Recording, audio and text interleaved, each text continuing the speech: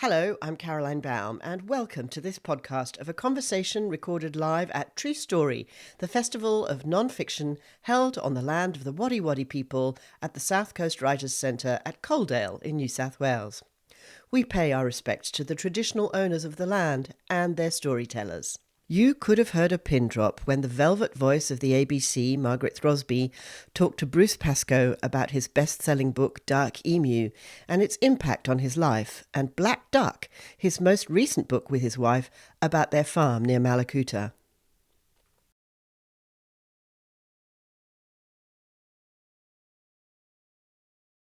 He's a Yuin, Bunurong and Tasmanian man.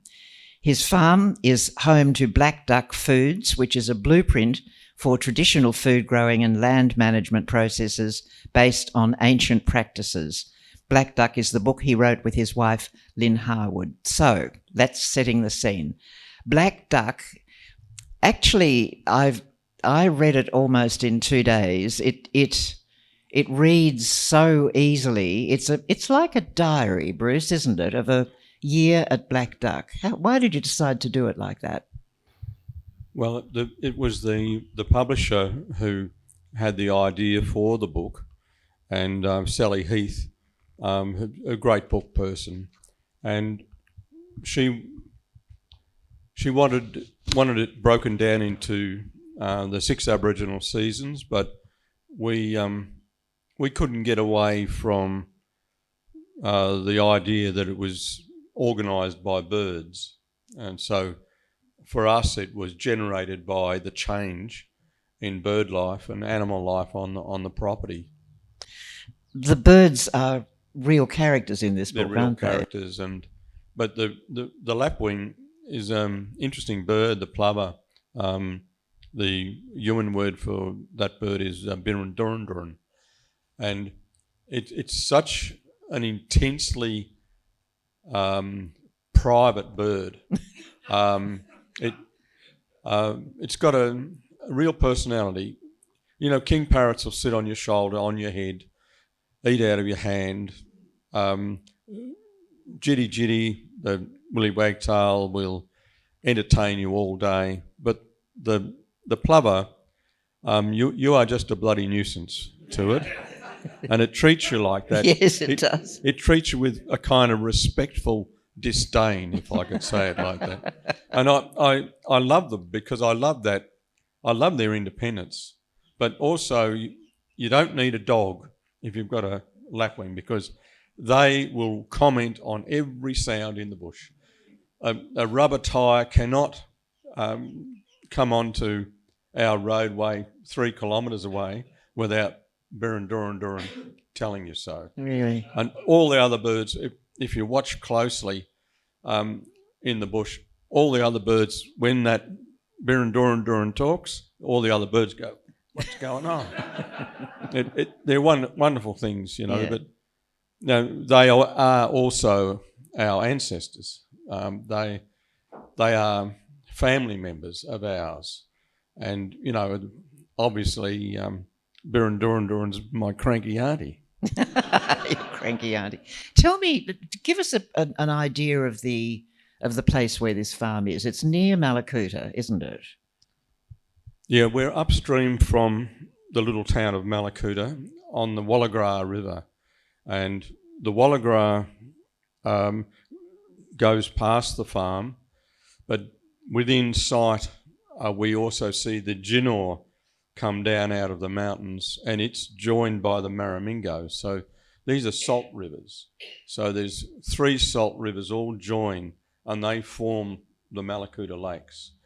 That journey, which I do as often as I can, from the farm down through the rivers and the lakes to the township of Malakuta, is one of the great journeys of the world. So how big is the property? What's the landscape like? What do you grow there? What trees are there? It's 140 acres, and we grow kangaroo grass, wallaby grass, spear grass, and a lot of the tubers as well on that property, because the reaction to Dark Emu scared me, because I thought there was far too much enthusiasm for the food and none for the people. So we needed to demonstrate that Aboriginal people were still in touch with their food culture, because I knew Justice Olney and the Yorta Order told me that if you don't emphasise your connection to country, you're going to lose it.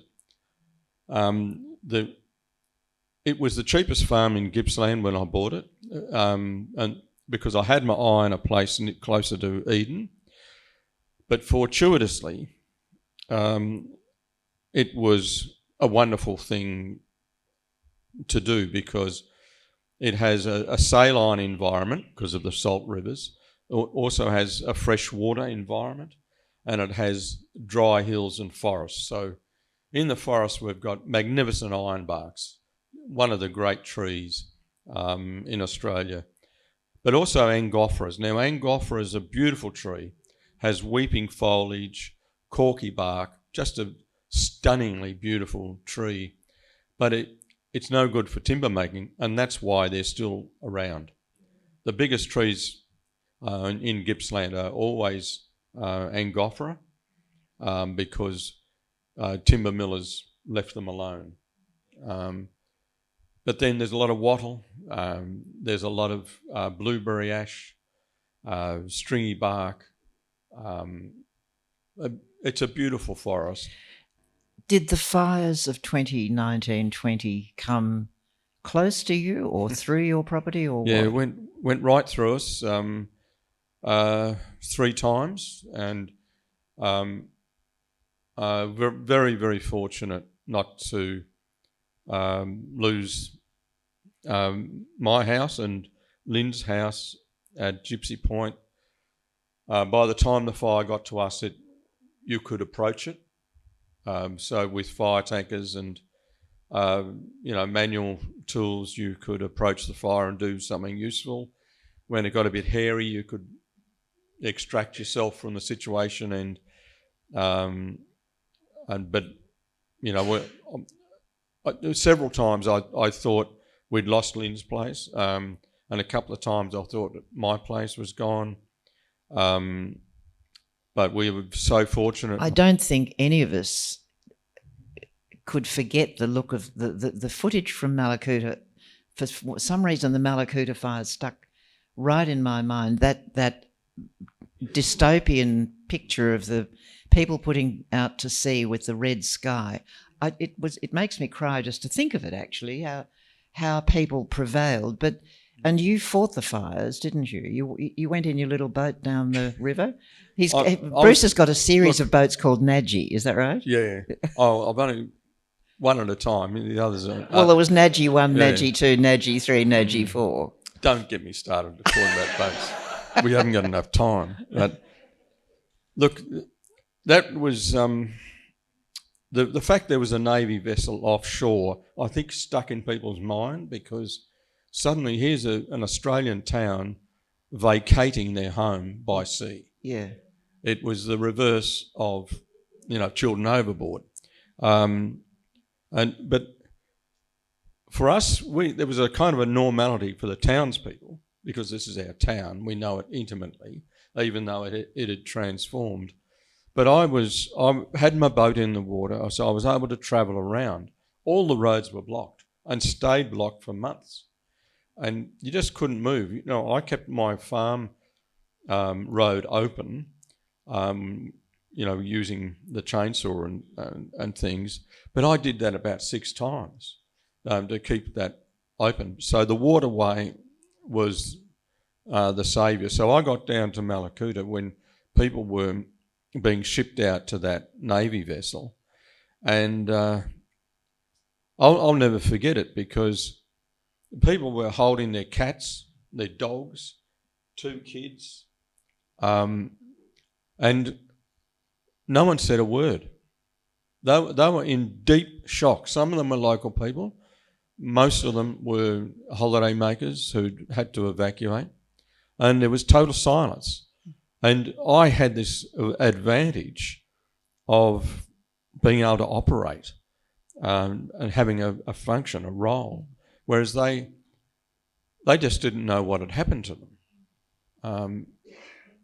And there were some pretty ugly scenes that never leave your mind. But poor old Malakuta, eh? Poor old And Malakuta. it's going to be a horrible summer as well. Getting back to your property, and you said that there are all different kinds of grasses. They're not just grasses that look like grasses, they're grasses that make food, don't they? So can we talk about that a bit? Because that's foundational to black duck foods, isn't it? Yeah, it's really a political statement.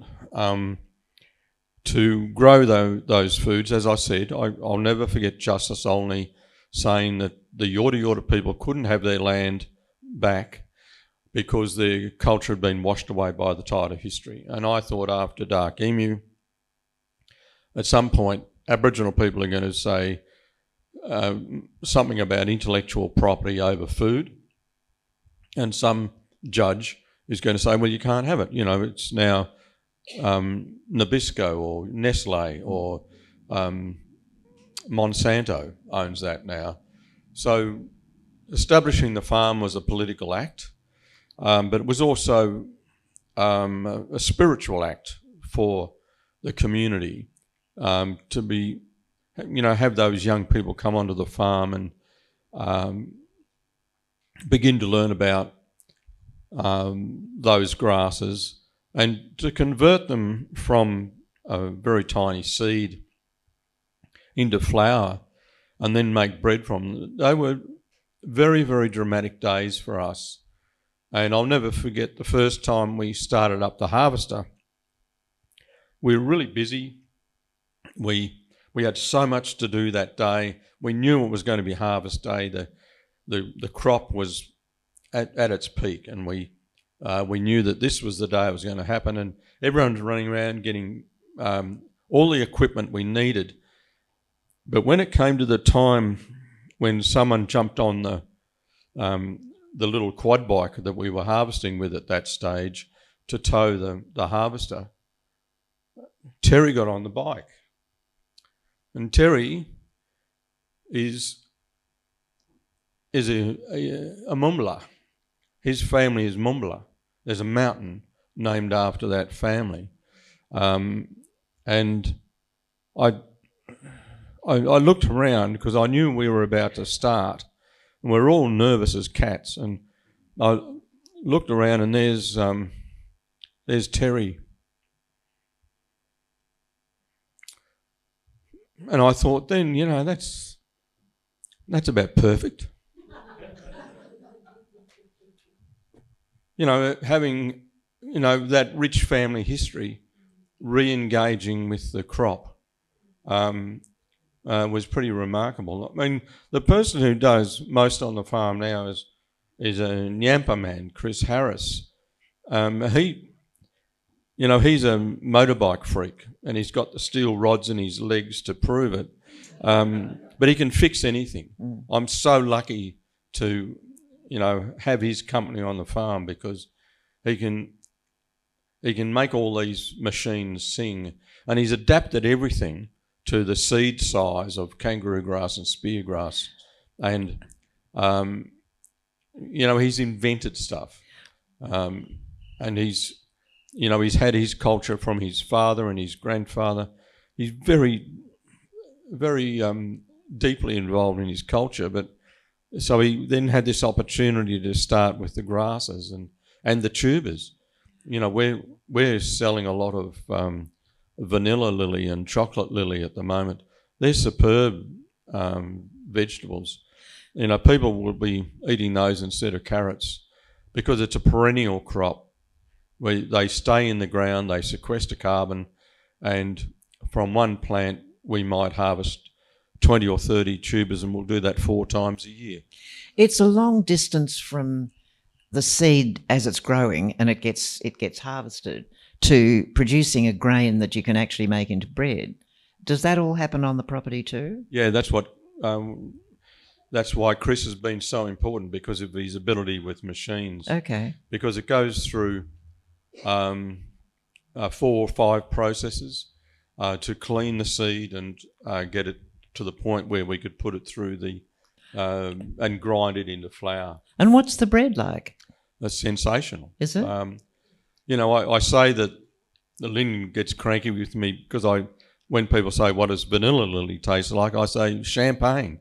And she said, no, it doesn't. It tastes like vanilla lily. But for me, when I first started eating it, I thought that's got the zest of champagne and the crunch of water chestnut. It's a beautiful vegetable, and I'm allowed to talk it up. So I thought champagne, But when we first started cooking with the flour that we had made, it's very dark flour, but incredibly aromatic. When you start the oven up and you put that dough in the oven, the whole kitchen is transformed. I still remember when I was about 5 going to a baker and they gave us buns, and it's just in my mind. But the smell of the bakery, I can still bring it back. But the smell of kangaroo grass bread or particularly Microlenus dipoides, dancing grass, Mamaja Naluk, the smell of that is just something that Australians are going to love, And I've just been reassured that in the referendum vote in this town was very strongly yes. Well, the rest of Australia is going to get this opportunity again, and I want Australians to know that this offer is still being made. Eat this, smell this. This is yours. It comes from your country. You don't have to import bread dough from Ireland anymore because it's here. And it's gluten-free. I'm once again, Lynn says you can't always say it's gluten-free because speargrass has a fraction of gluten in it. Oh, you said it in the book, Bruce. When we harvest kangaroo grass, we always pick up a bit of speargrass as well. We can't physically separate them. So, are you making commercial quantities of bread? Look, John Elliott, the great Australian entrepreneur, would say no. But what would he know? We sell to Honour Bread in Bermagui. We sell to a fantastic little bakery in Candelo. We sell to Wild Rise in Pambula. We sell to Mabu in Melbourne, both flour and vanilla lily. We're battling to, pay for the labour, but look, we had to prove we could do it, and we've done that. What's the philosophy behind Black Duck Foods? It's to show that Aboriginal people had a good diet, which they got from this country in a sustainable way for 120,000 years. And trod lightly on the land. Very lightly, and that everyone worked hard. To do this kind of job with a mortar and pestle is very hard. The forearms of men and women who ground a seed into flour changed. Because of the force and the amount of work that your forearm does, the bone changes. And so they can identify those people who made bread and those who didn't by looking at the forearm. And so those old people worked really hard. I hate, people talking about blackfella time and sit-down time and all that, because our people worked really hard and our people were incredibly well educated. And kids went through not 12 years of schooling, but 50, 60 years of schooling. And it was a really viable society. And what was the question? The question was the philosophy behind Black Duck Food. What I'm trying to get to is, do you employ just Aboriginal people to work at Black Duck Foods, for instance? Yes, we try to. We have had a few non-Aboriginal people who worked there. During COVID, these hippies rocked up and mad as cut snakes, but they wanted to help. This is after the fires as well.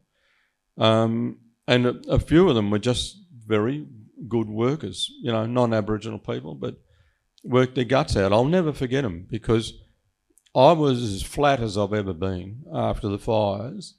And, I'd look around and I'd say, what is that bloody person doing?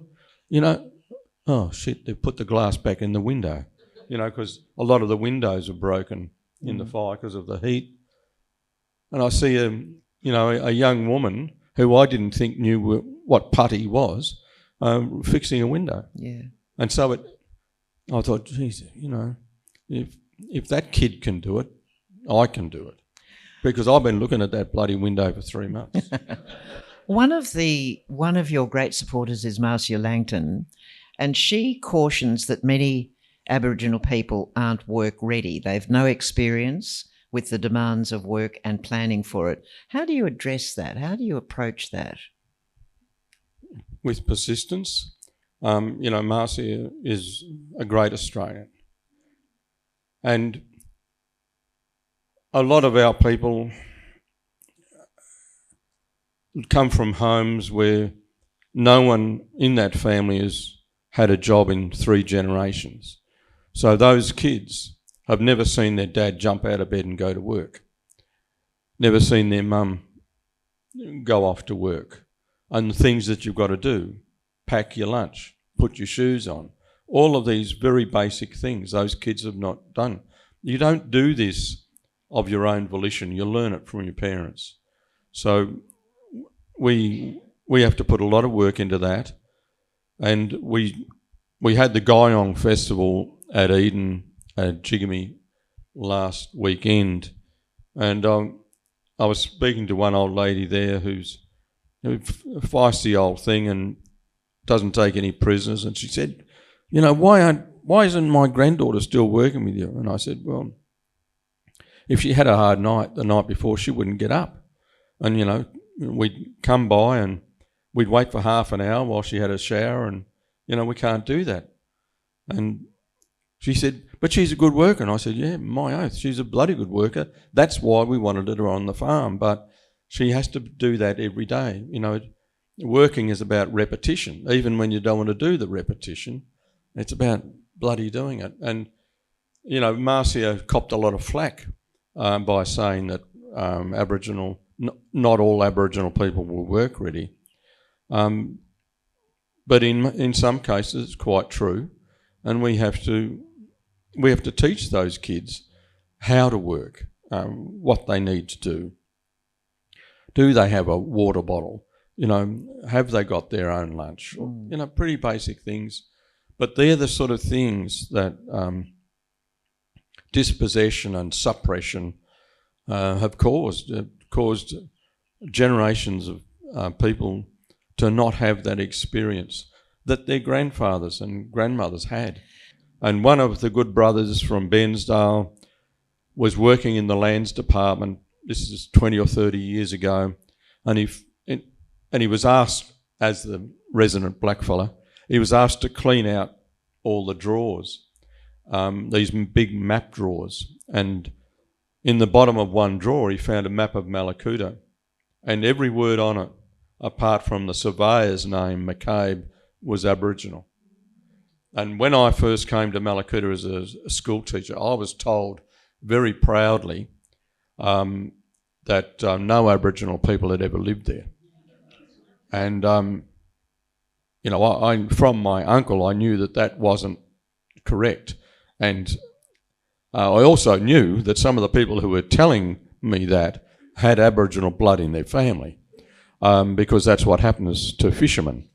Malakuta was a fishing society, and it did have an Aboriginal history, and still does. And that map is got minute writing all through it, and a lot of the time it's saying open grassland, herbage, sparse forest, and now the meters, the trees are 1.5 metres apart. So we've planted them, or what? I mean, how's that come about? It's just what happens when you don't burn. Oh, So I see. we do a lot of cultural burning down there, and we do it on the farm a lot because that's how we regenerate the kangaroo grass. Is that what is called cool burning? Cool burning, cultural burning. So can you tell us about the process?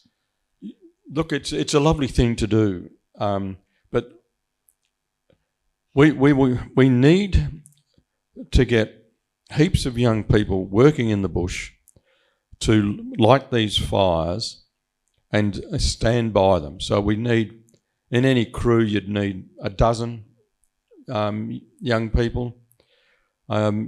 You wait until the weather's right. A fortnight from now is going to be too late on my farm. You won't be able to touch it. But over winter, if we get a few dry days in a row with a good wind, we know that after that wind has dropped, we can light the bush and watch it trickle through the grassland, and it'll burn, baby wattle trees, baby eucalypts, and a yellow flowering shrub, which is comes up after the fire. You need to knock that back a bit. You're not going to alter the biodiversity. Can you do that sort of burning in thick bush, heavy bush? You can, but you need people. You need the right day. When the CFA does what they call a control burn, they come down like an army. They try to pick the weather. They do the best they can, but they've come from Melbourne or Shepparton or somewhere like that, and they have to burn that day.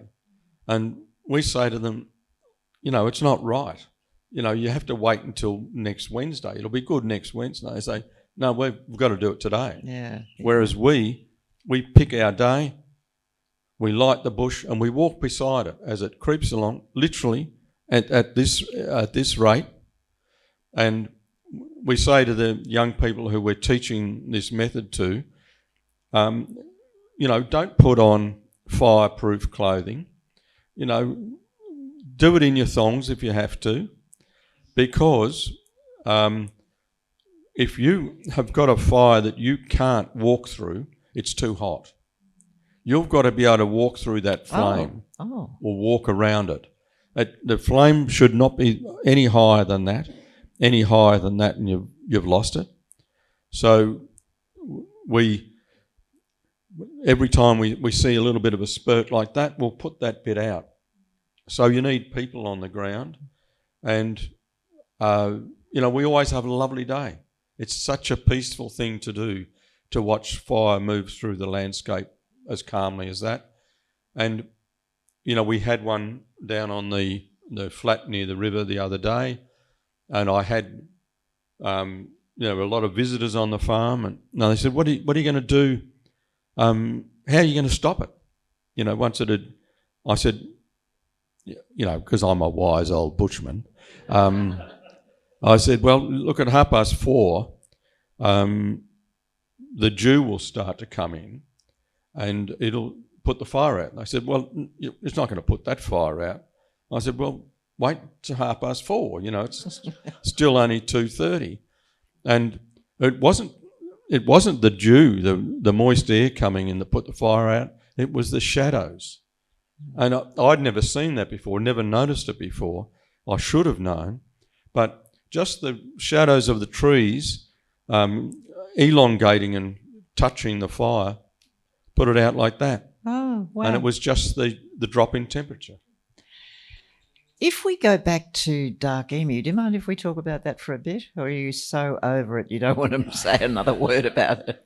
No, look, Dark Emu is a tool, and the country is using it pretty frequently. So, we need to talk about it. Why did it touch a nerve so profoundly? I mean, 400,000 copies is an extraordinary. Yeah, I knew it was going to go well. Not that well, obviously, but I knew it was going to go well because when I started talking to universities about it, I was getting some of the older professors were outraged, but the younger people, their eyes lit up because they had been thinking just these things. When I was in grade 3 on King Island, my school teacher told me that when Europeans arrived in Australia, the Aboriginal people just walked off and went to the missions. Hey, Aunt, we've got Black Wallaby here now, Auntie Barb, and I can't stop looking at you, Bub. But we were told that, Aboriginal people just up and went into the mission, let's just, eat white bread and drink tea and have lots of sugar. That'll do us. We forget all this other food we've been eating. And it just didn't ring true. But there was nothing in our schooling to tell us otherwise. This is how cultures can be incinerated. Because if the school is not going to suggest something more complex, no one knows it. And so as school children of Australia, we grow up with that idea that Aboriginal people were just bloody hopeless and lazy and wouldn't work and all of these things. And, I wanted to use the word sewing and sewing to indicate a level of sophistication and intimacy that would provoke Australians into a new regard for the first peoples of the country and how this country had been looked after by those people and how that is our heritage. Our heritage is not a failed referendum. Our heritage will be that this great culture will be acknowledged and loved. And when people in airport lounges in Heathrow or San Francisco, when asked where they come from, will say, well, we come from the oldest living culture on earth. It's not my culture, but that's my country. It's my country and I'm proud. Mm.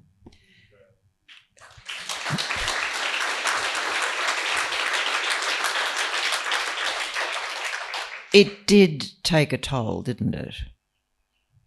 The book? Yeah. Yeah, they're hard things to write, books. The criticism from the book was hard, not because criticism's not hard to absorb, because a lot of our growth is from someone having another opinion about what we're doing. But nastiness. There was a lot of nastiness. Well, we're in a pretty nasty society these days in the world where we can't argue anymore. We have to undermine and belittle and slander. It's very sad.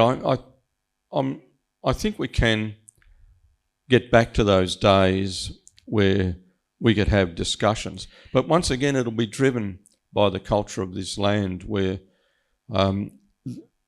what I'm writing at the moment is about the fact that there were civilisations in the world that had buildings and had organised agriculture, had organised economies, had organised social welfare and social housing, but they didn't have a king and they didn't have a police and they didn't have an army. Those cultures existed elsewhere in the world, but primarily they existed here. And those old people and their wisdom and their calmness and their love of their people, it's just inspiring. And the overpowering feeling I get from Dark Emu and Black Duck actually is the sense that we've hardly scratched the surface of the evidence that's there to be found. I mean, you think of the Brewarrina fish traps, you think of the Mythica mines in southeast Queensland, which unearthed evidence of housing and trade and all sorts of activity. Look, that Mythica thing, I hope people can go and examine that, because it's not a book at the moment. It's research papers online, but it's just incredible, because the Michael Westaway gathered a team of scientists together this is in the heat of all the criticism of Dark Emu.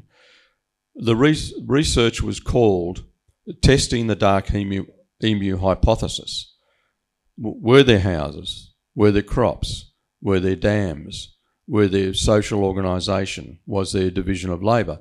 All of those things that Dark Emu talks about, this research program was meant to test. And so Michael Westaway is a pretty incredible individual. He's manic.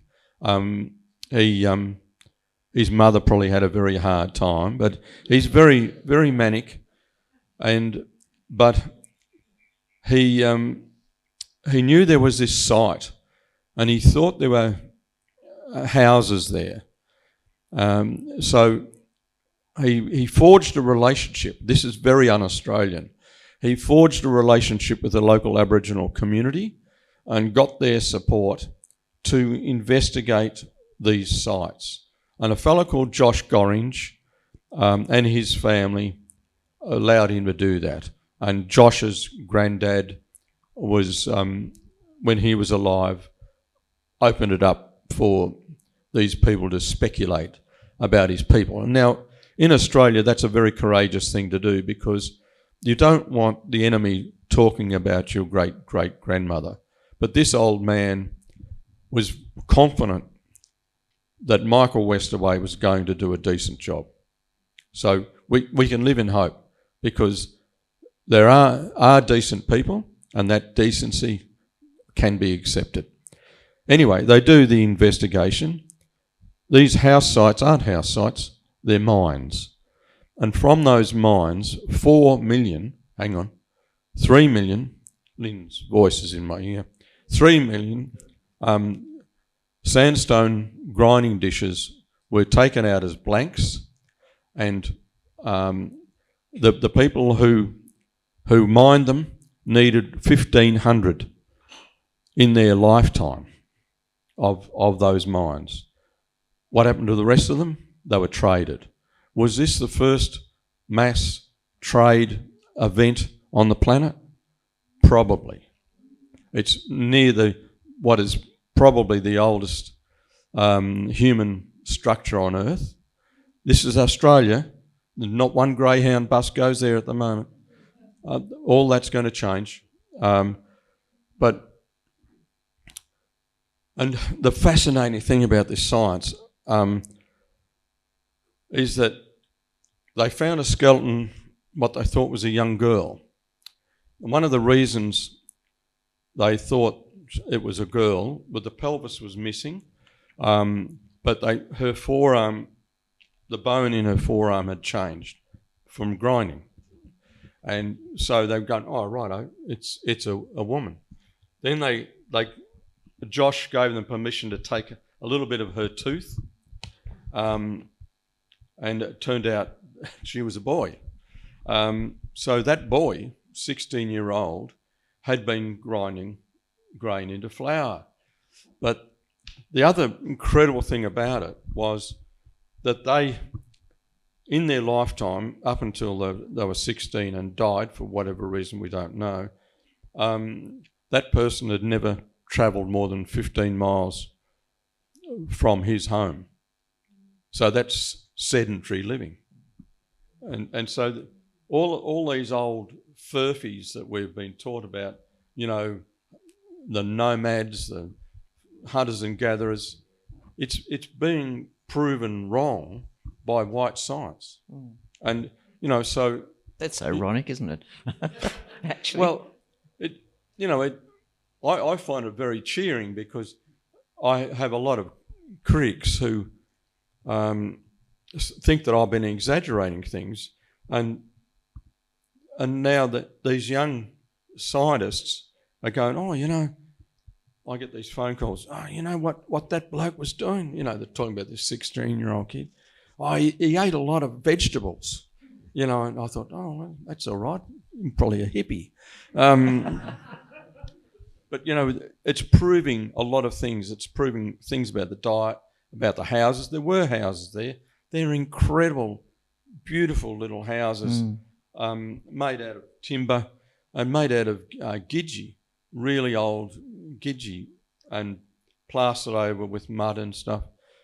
So there's the housing, there's the trade, there's the sedentary living, and there's the culture, because above these mines, over a stretch of 2 or 3 kilometres, we don't even know how far it goes yet, there's a ceremonial path. So these miners were taking part in some kind of ceremony, probably with the people who were coming to get the grinding dish. So here we have an economy where the buyer and the seller dance together. And it says so much about a society that we can look forward to a time when we're not going to be ripped off, but we'll end up having a good dance. Yeah. I think on that point, there's a little paragraph in the book that I'd like Bruce to read, if you may, because it kind of sums up the whole story, I think, in a way. So I've underlined it there. I'm always moved by the gentleness of our culture, selecting small things to represent the earth's power. It shows a completely different attitude to the world and the understanding of human existence within it. No heraldry, no arms, no weapons, no butchery, no kings and rooms of gold, but caterpillars and birds that weigh as much as half a dozen cotton buds. I am entranced by that modest These are 77-year-old eyes trying to do this. I'm entranced by the modesty. Aboriginal people are human with all the same characteristics of the species: love and hate, violence and peace, kindness and cruelty, but have an entirely different set of spiritual priorities and governance. I didn't grow up with that knowledge, but became exposed to it gradually, thanks to an uncle and several generous elders. It is common for Australians to scoff when I talk about the philosophy, but I am certain that in time the world will understand the value of viewing existence in this light, and hopefully ensuring that the originators of this thought can practice it in peace while sharing it with others. Sharing it, not having it usurped.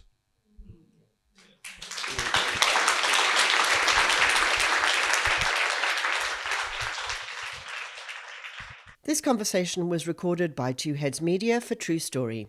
Thanks to co-curators Sarah Nicholson and Genevieve Swart, and to the Illawarra Flame for ongoing support. The festival is held every spring in November, and we hope to see you there next time. For more information about the festival programme and other events, go to southcoastwriters.org.